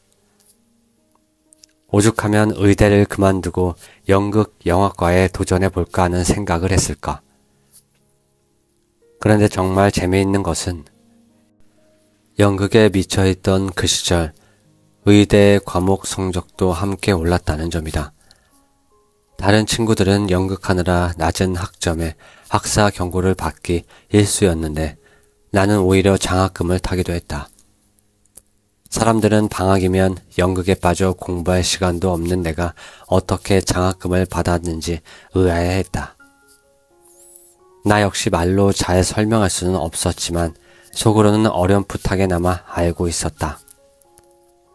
연극에 몰입했던 경험이 나에게 집중력과 자신감을 키워주었으며 공부에 미치는 법 또한 알게 해주었음을 말이다. 하나에 미칠 줄 알면 다른 것에도 미칠 수 있다. 열애에 빠진 사람에게 세상이 신비롭고 아름답게 보이는 것처럼 어느 하나에 미치게 되면 세상과도 연애를 하게 된다. 그리고 내 안에서 피어오른 열정은 나와 다른 사람들과 세상, 그 모든 것을 긍정적으로 볼 수 있게 만든다. 더 나아가 교육심리학자인 미하이 칙센트미하이 교수는 인생에서 중요한 것은 나만의 삶의 방식을 찾아내는 일이라고 주장하며 무언가에 빠져서 몰입하는 시간이 자신만의 삶의 방식을 찾아내는 일을 가능하게 한다고 말한다. 대학 시절 연극에 미쳤었던 경험은 지금까지 나를 지탱해주는 힘이 되었다. 무대 위에서 다른 사람의 삶을 살아본 경험은 환자들의 마음을 공감하는 능력을 키워주었고 훗날 사이코 드라마를 하는데 많은 도움이 되었다. 또한 지금 이렇게 책을 쓰는 힘의 원천이기도 하다. 황농문 교수는 몰입에서 몰입 자체가 주는 긍정적 효과와 행복감에 대해 설명했다. 몰입을 하면 할수록 뇌의 시냅스가 활성화되고 도파민이 분비되면서 창조성과 의욕이 증가되고 각성과 쾌감을 경험하게 된다. 그러면서 재미의 강도가 세지고 역량과 성과도 높아진다고 한다. 어떤 것에 미친다는 것은 열정을 가진다는 뜻이다. 그리고 그 열정을 행동으로 옮긴다는 뜻이다. 미칠 듯한 연애는 무모한 젊은 시절에나 가능한 것일지 모르겠지만 그것을 제외하고 무엇인가 미쳐보는 것은 언제든 가능하다. 그러니 한 번쯤은 일이든 취미든 인생의 의미를 부여할 수 있는 일에 당신을 다 던져보라. 미치도록 무엇인가 열중했던 경험은 당신이 훗날 무엇에든 도전하고 성취할 수 있도록 도울 것이다. 또한 살아있음의 환희를 당신에게 안겨줄 것이다. 힘든 때일수록 유머를 잃지 않을 것이다. 골짜기의 백합, 고리오 영감 등으로 유명한 프랑스의 소설가 발자크, 소르본느 대학에서 법률을 공부하던 그는 어릴 때부터 꿈꿔온 작가가 되기로 결심하고 졸업 직전에 대학을 중퇴했다. 그리고 바스티유 광장 변두리의 조그만 다락방에 머무르며 글을 쓰기 시작했다. 그러던 어느 날 이 가난한 작가의 집에 도둑이 들었다. 도둑은 집안의 유일한 가구인 책상 서랍을 뒤지기 시작했다. 이때 인기척에 놀라 잠에서 깨어난 발자크가 도둑을 발견하고는 갑자기 웃기 시작했다. 도둑이 깜짝 놀라 그를 쳐다보자 이렇게 말했다. 그 서랍의 법적 소유자인 내가 날마다 뒤져봐도 아무것도 없는 서랍을 뒤지느라고 당신이 감수하는 위험을 생각하니 어찌 웃음이 나오지 않겠나. 이처럼 유머는 위기 상황을 웃음으로 넘기고 인간관계에서 발생하는 공격성을 완화해주며 일상을 부드럽고 편안하게 해준다. 또한 우리 인생에는 우스꽝스럽거나 말도 안 되는 일들이 자주 일어나는데 유머는 인생의 그런 요소들을 이해하고 웃음을 통해 부드럽게 껴안아 주도록 만든다. 다시 말하면 유머는 인간이 가지고 있는 불합리한 부분들을 이해하는 태도다. 그렇기 때문에 유머는 우리가 어떠한 극한 상황에서도 희망을 잃지 않고 견뎌낼 수 있는 힘을 준다. 그런데 유머는 조크나 위트와는 다르다. 조크가 단순히 긴장을 내보내는 것이라면 유머는 그 긴장된 상황을 포용하는 무언가가 있다. 물론 유머에도 여러 종류가 있지만 진정한 웃음을 주는 유머는 좀 더 따스하고 부드럽다. 유머는 보는 사람만 웃게 하는 것이 아니다. 유머를 하는 사람과 그 유머를 듣는 사람과 옆에 있는 사람들에게까지 웃음을 전염시켜 모두 함께 웃게 만들어 위치나 지위에 상관없이 모두 비슷한 사람이라는 동질성을 갖게 한다. 한편 유머는 우리가 겪는 상실과 고통을 우울한 무력감이나 증오 없이 받아들이게 한다. 그러나 유머는 인간이 가질 수밖에 없는 갈등과 한계를 인정하고 수용하는 것이기에 슬픔을 내포하고 있다. 이에 대해 수필가 피천득은 유머는 가엾은 인간의 행동을 눈물 어린 눈으로 바라볼 때 얻어지는 것이기 때문에 유머에는 애수가 깃들이는 때도 있다 라고 말했다. 삶의 고통 속에서도 웃을 수 있다는 것은 축복임에 틀림없다. 그것은 세상 여기저기에 널려있는 아이러니와 인간의 불완전하며 위험한 부분들을 두려움 없이 바라보게 한다. 유머는 아무리 고통스러운 상황이나 위험도 충분히 견뎌낼 수 있다는 걸 보여줌으로써 사람들에게 희망을 주기도 한다. 어떤 혼란스러운 상황에서도 정신력을 잃지 않게 하는 것이다. 때에 맞는 적절한 유머를 구사하는 것은 그만큼 자신이 처한 상황을 확실하게 파악하고 있다는 뜻이다. 이는 다른 사람들에게 믿음과 안정감을 준다. 그래서 정신분석의 대가인 칼 구스타프 융은 유머란 오직 인간만이 가질 수 있는 신선한 능력이라고 말한 바 있다. 이처럼 자신과 세상에 대해 너그럽고 유머스러운 태도를 가지려면 먼저 심리적으로 안정돼 있어야 한다. 스스로를 길들일 수 있고 좌절을 견딜 수 있는 힘이 있어야 한다. 물론 다른 사람을 존중하고 배려하며 겸손해야 하는 것은 기본이다. 뿐만 아니라 모순과 상실을 잘 견딜 수 있어야 한다. 이런 자아의 힘이 있어야 자신의 충동과 좌절을 그리고 희망과 절망을 인정할 수 있고 그러한 고통의 쓴맛을 유머를 통해 줄일 수 있게 된다. 유머스러운 사람은 자신뿐 아니라 주위를 행복하게 만든다.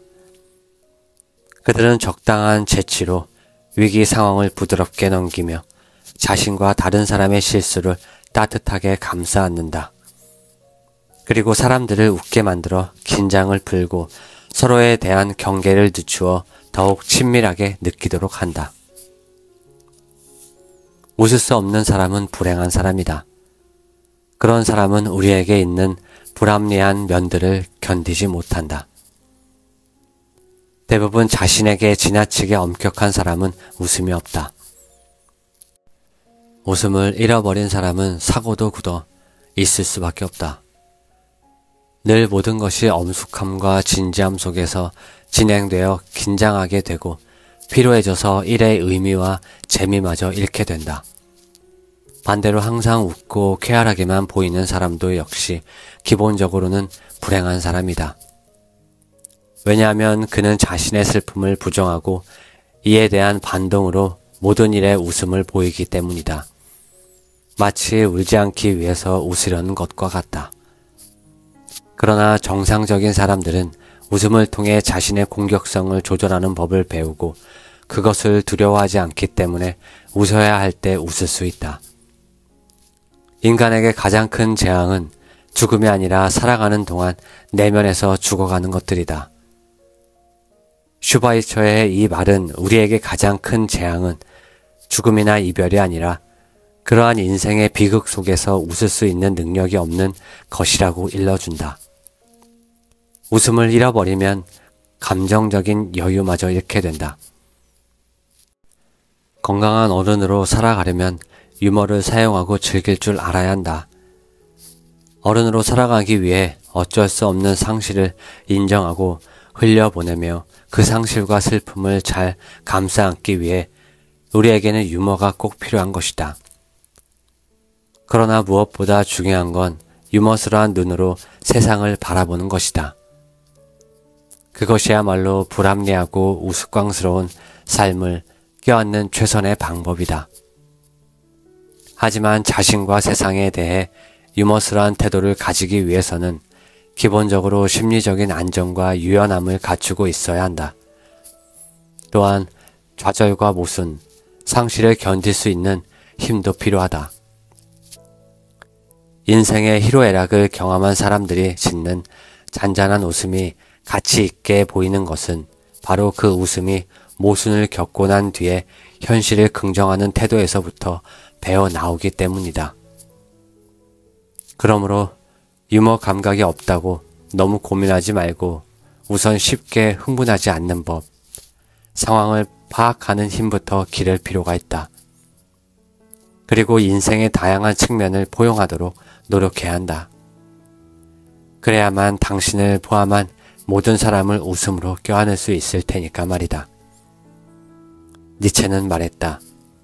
환하게 웃는 자만이 현실을 가볍게 넘어설 수 있다고. 그러니 맞서 이기는 게 아니라 유머스러하게 넘어서는 것이 중요하다고. 어떤 순간에도 나는 나를 믿을 것이다. 내 무릎에는 지금도 어릴 적 놀다가 생긴 흉터가 10개도 넘게 남아있다. 그 흉터들을 보고 있노라면 나도 모르게 웃음이 나온다. 비행기 낙하산 놀이를 하다 계단 모서리에 무릎을 부딪혀 뼈가 보일 정도로 깊게 베어 생긴 흉터. 이 안에는 같이 놀던 친구들이 모두 놀라 얼굴이 하얗게 변했던 기억이 함께 묻혀 있다. 이 푸른 자국은 연필을 들고 뛰다가 넘어져 연필심이 박힌 흔적이고 그때 아버지는 연필심을 빼주며 나보고 조심성이 없다고 나무랐다. 무릎 가운데 지도처럼 남아있는 큰 흉터는 넘어져서 생긴 상처에 화상 연고를 잘못 발라 생긴 것이다. 결국 상처가 곪아서 며칠 학교를 못 갈 정도로 열이 펄펄 났다. 물론 아무 약이나 발랐다고 어머니에게 크게 혼나야만 했다. 어쨌든 흉터 하나하나마다 이야기가 들어있어 내가 살아온 과거를 증명해주고 있다. 어릴 적에는 흉에서 자꾸 신경이 쓰이고 가리고만 싶었던 흉터들이 지금은 오히려 그런 과거를 거쳐 지금 여기에 내가 존재하고 있음을 알려주는 삶의 기록이 된 것이다.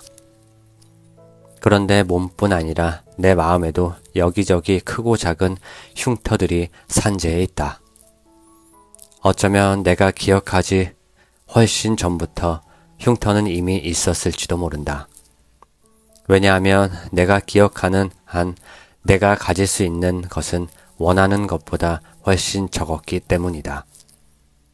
엄마와 아빠, 가족, 선생님, 친구들로부터 사랑과 인정을 받고 싶은 욕구가 그만큼 크기도 했고 또 세상이 내 중심으로 돌아가 주었으면 좋겠는데 세상은 내게 그리 호락호락하지 않았다. 그러다 보니 여기저기 깨지면서 상처를 많이 입었고 아물던 상처가 덧난 적도 많았다.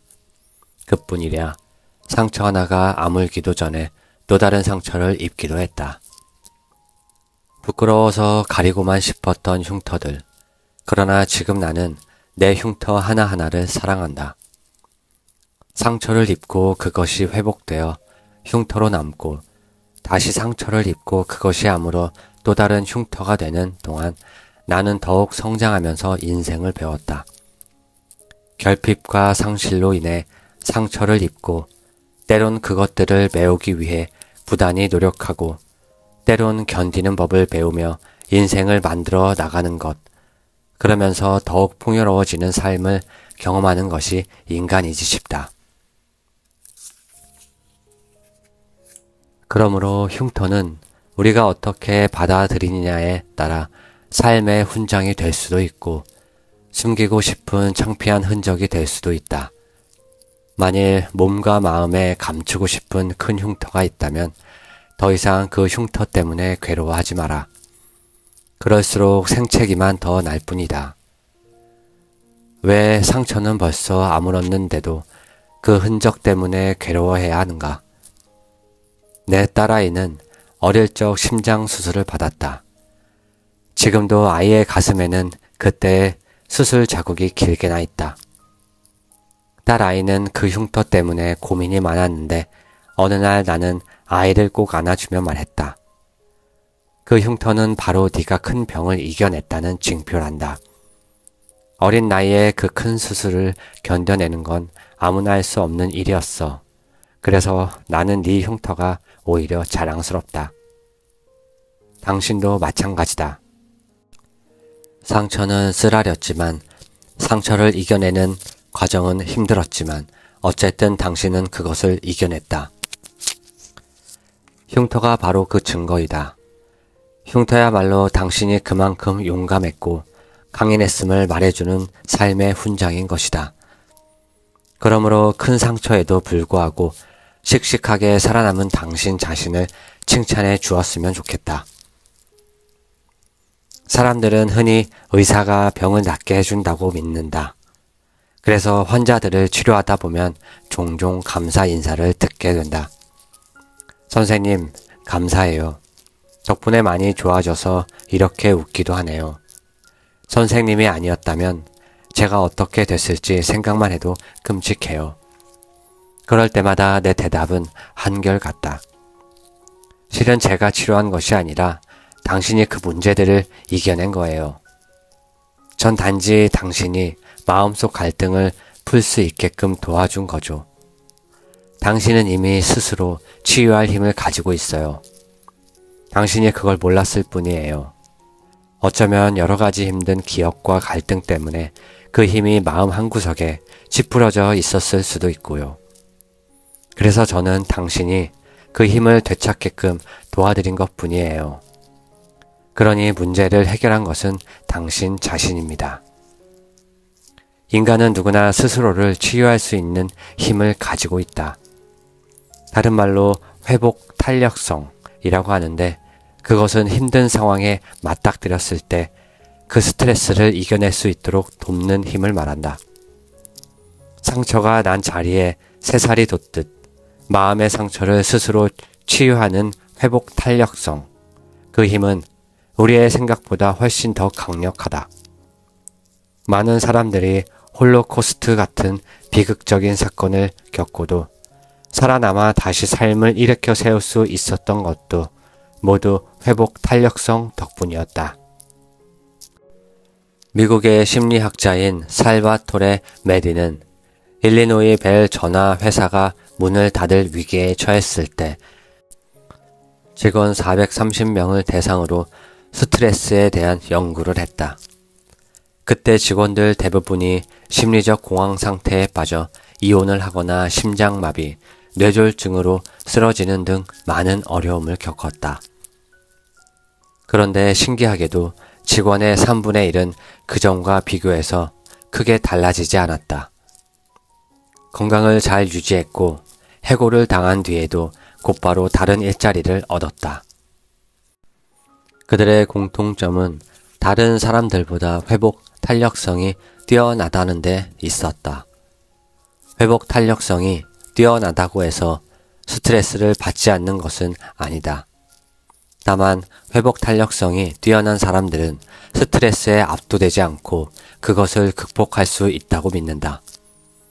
그들은 누구나 살다 보면 고난을 겪을 수 있다는 사실을 받아들이고 더 나아가 역경을 성장의 기회로 받아들인다. 또 다른 사람들을 탓하기보다 오히려 그들에게 힘들다고 말하고 위안을 얻으며 고통을 이겨내는 법을 배우려 노력한다. 당신도 지금 좌절과 절망의 늪에 빠져 있는가? 그렇다면 기억하길 바란다. 신은 우리에게 고난과 상처를 주지만 그것을 극복해 나갈 수 있는 회복 탄력성 또한 선물로 주었다는 것을. 그러므로 나는 믿는다. 지금 겪는 고통이 끝이 없어 보인다 해도 당신은 분명 자신을 추스른 다음 움직일 것이고 하루하루를 이겨낼 것이고 다시금 앞으로 나아갈 거라고. 그러니 힘든 상황을 헤쳐나가고 싶다면 가장 먼저 당신이 스스로를 믿을 수 있어야 한다. 그러면 지금껏 그래왔듯 당신 내부에 잠재되어 있던 놀라운 힘을 든든한 지원군으로 삼아 어디든지 갈 수 있을 것이다. 그리고 조용히 죽음을 맞이할 것이다. 죽음은 모든 것의 끝이다. 삶이라는 긴 여행의 끝이며 그동안 누려온 모든 기쁨과 행복의 끝임과 동시에 그동안 나를 괴롭혔던 모든 고통과 슬픔의 끝이다. 내가 사랑하는 사람들, 나에게 상처를 준 사람들, 그리고 나로 인해 상처를 입은 사람들과도 이별이다. 그래서 죽음은 내가 이 세상에 태어나 잠시 지녔던 모든 것들, 나의 육신과 내가 집착하던 명성과 성공, 집과 물건들, 그리고 나에게 잠시 허락되었던 시간조차도 다시 이 세상에 돌려주고 떠남을 의미한다. 죽음은 두려움이다. 내가 이 세상에 더 이상 존재하지 않으며 혼자서 죽음의 고통과 외로움을 견뎌내야 하고 사랑하는 사람들의 얼굴을 더 이상 볼 수 없는 데 대한 두려움이다. 그리고 죽음은 눈을 감은 후 나를 기다리고 있을 미지의 세계에 대한 두려움이다. 그 미지의 세계가 내가 저지른 과오들에 대한 죗값을 받기 위해 기다리고 있을지도 모르기 때문이다. 한편 죽음은 한낱 무생물체로 변한 내 육신이 부패하여 냄새나는 박테리아의 먹이가 되어 버리는 것에 대한 두려움이다. 이러한 일들 앞에 내가 아무것도 할 수 없는 무력한 존재가 되는 것에 대한 두려움이다. 죽음은 가르침이다. 그것은 남은 시간도 별로 없는데 비로소 왜, 그리고 어떻게 살아야 할지를 가르쳐주는 잔인한 스승이다. 이 세상에 존재하는 모든 것 하나하나를 그리고 순간순간의 아름다움을 느끼고 향유할 수 있도록 우리의 감각을 일깨워주는 스승이다.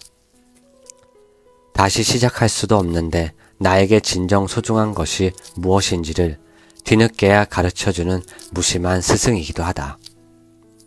그러나 죽음은 있는 그대로의 내 모습을 바라보게 하고 자연의 일부로서의 나의 삶을 완성시켜주는 자비로운 스승이기도 하다. 이 세상에 용서 못할 것이 없고 해결 못할 것이 없음을 보여주며 무엇보다도 감사하는 법을 가르쳐주는 스승이다. 죽음은 이어짐이다. 그것은 내가 차지하고 있던 공간을 다음 사람에게 넘겨줌으로써 세상이란 이 공간을 영속시키는 자연의 확고한 의지요 무한한 자비로움이다. 나의 시간을 끝냄으로써 세상의 시간이 계속 흐르게 만드는 대자연의 손길이다.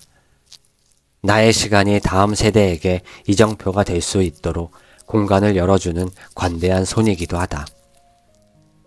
톨스토이는 죽음을 두려워하던 작가였다. 그는 어려서부터 죽어가는 모습을 상상하고 죽음을 응시하며 그 두려움을 극복하려고 노력했다. 그 결과 탄생한 것이 바로 이반 일리치의 죽음이다. 평범하고 세속적인 법관 이반 일리치는 병의 통증이 악화되는 걸 느끼면서 자신의 죽음이 가까이 왔음을 깨닫기 시작했다. 그러나 그는 내가 죽어야 한다는 건 있을 수 없다. 그건 너무 끔찍한 일이다. 라고 말하면서 죽음을 받아들이지 못했다. 그래서 죽음에 대한 공포로부터 달아나기 위해 몰두하는 등 여러 시도를 해보지만 아무 소용이 없었다. 그는 부하가 치밀어 올랐다. 고통스럽고 참을 수 없이 답답해졌다. 삶이 있었는데 지금은 떠나가고 있어. 근데 나는 그걸 붙들 수 없어. 내가 없어지면 뭐가 될까? 아무것도 안 될 거야. 정녕 죽어야 한단 말인가? 아니야, 그럴 수는 없어. 이반의 가족과 친구들은 그의 외로움과 고통을 이해하지 못했다. 오히려 그들은 이반에게 죽음이 가까이 왔다는 사실을 말하지 않았을 뿐더러 그가 죽지 않을 것처럼 가장했다. 아이러니컬하게도 이반을 가장 힘들게 한 건 바로 그 거짓이었다. 자신이 죽어가는 게 아니라 조금 아플 뿐이며 마음을 차분하게 가라앉히고 치료를 받으면 좋은 결과를 얻게 될 거라는 거짓말이 그를 가장 괴롭게 만든 것이다. 심지어 주위 사람들은 이반이 거짓말에 동참해 줄 것을 강요하기까지 했다. 그럴 때마다 이반은 거짓말 그만해. 내가 죽을 것이라는 건 당신들도 잘 알잖아. 그러니 제발 거짓말만은 하지 말아줘. 라고 크게 소리지를 뻔했다. 사람들은 당신은 죽을 겁니다. 라고 말하는 것을 매우 힘들어한다. 잔인한 일이라고 생각하기 때문이다. 그래서 죽음을 부인하고 거짓말을 한다. 그러나 이 거짓말은 죽어가는 사람들을 더 비참하게 만들고 죽음을 더욱 두려운 것으로 만들어버린다. 이반 일리치의 표현처럼 죽음을 앞둔 사람에게 아무도 나의 처지를 이해하려 들지 않고 동정하지 않는다 라고 느끼게 할 뿐이다. 가장 안타까운 건 그렇게 서로가 뻔한 거짓말을 하는 가운데 죽어가는 사람이 자신의 삶을 정리하고 사랑하는 사람들과 작별할 시간을 놓쳐버리는 데 있다. 죽음을 앞두고 자신의 삶을 스스로 완성할 수 있는 기회를 빼앗기는 것이다. 하지만 죽음 또한 삶의 일부분이다. 모든 사람은 자신의 죽음을 자기 방식대로 맞아들이고 사랑하는 사람들의 보살핌과 사랑을 느끼며 생을 마감할 권리가 있다. 한편 인간은 죽을 때가 되어서야 살기 위해서뿐만 아니라 죽기 위해서도 다른 사람의 도움과 보살핌이 절실히 필요하다는 사실을 깨닫는다. 생을 마감하는 시점에서 우리는 태어났을 때와 마찬가지로 자신을 온전히 다른 사람의 손에 맡긴다. 심할 경우 먹고 씻고 배설하는 것까지 다른 사람의 도움 없이는 해결할 수 없는 상태가 되기도 한다. 다시 한번 갓난아기때로 돌아가는 것이다. 다른 사람과의 관계 안에서 삶을 시작하고 다른 사람과의 관계 안에서 삶을 마감하도록 운명 지어진 게 바로 우리 인간이란 존재다. 이에 대해 톨스토이는 이반 일리치의 입을 빌어 다음과 같이 말한다. 오랜 기간 고통에 시달린 뒤 어느 순간 이반 일리치는 고백하는 게 지독히 창피했지만 누군가 자기를 병든 어린애처럼 불쌍히 생각해 주었으면 하고 간절히 바랐다. 그는 누군가 살살 어린애를 달래듯이 자기를 어루만져 주고 입을 맞추고 자기를 위해 눈물을 흘려주길 원했다. 그는 자신이 요직에 있고 수염이 하얗게 새는 나이이기 때문에 그런 게 불가능하다는 것을 알고 있었다. 그래도 그런 대접을 받고 싶었다. 그러므로 죽어가는 사람의 손을 잡고 같이 울며 그를 어루만져 줄 수 있어야 한다. 그가 편안한 위안 속에서 외롭지 않게 생을 마감할 수 있도록 도와야 한다. 그것은 훗날 나에게 닥칠 죽음을 준비하는 일이기도 하다. 우리 또한 죽음 앞에서 갓난아이가 될 터이고 누군가의 부드러운 손길을 절실히 원하게 될 테니까 어쩌면 죽어가는 사람은 우리에게 죽는 법을 가르쳐주고 있는지도 모른다. 죽음은 삶의 일부다. 사람들은 살 때도 죽을 때도 인간의 존엄성을 잃지 않고 싶어 한다. 그러면 도대체 어떻게 죽음을 맞이해야 할까? 어떻게 해야 죽음에 대한 두려움을 극복하고 죽음의 운명을 받아들이며 죽음을 통해 우리의 삶을 성숙시키고 완성시킬 수 있을까? 22년 전 파킨슨병을 진단을 받고 처음으로 죽을지도 모른다는 사실에 직면했을 때 나는 내가 좀 더 멋있을 줄 알았다. 하지만 나 또한 이반 일리치와 다르지 않았다. 내게 닥친 운명을 원망하고 분노했으며 한없이 겁에 질려 벌벌 떨었다.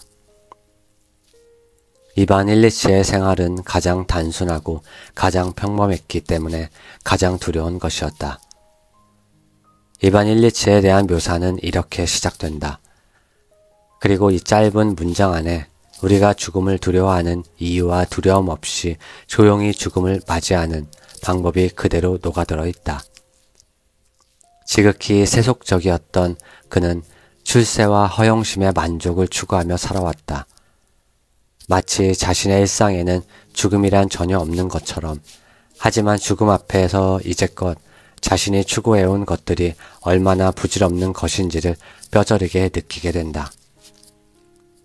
그래서 그는 자신이 잊고 살았던 즐거움과 우정, 희망 등을 기억해내기 시작한다.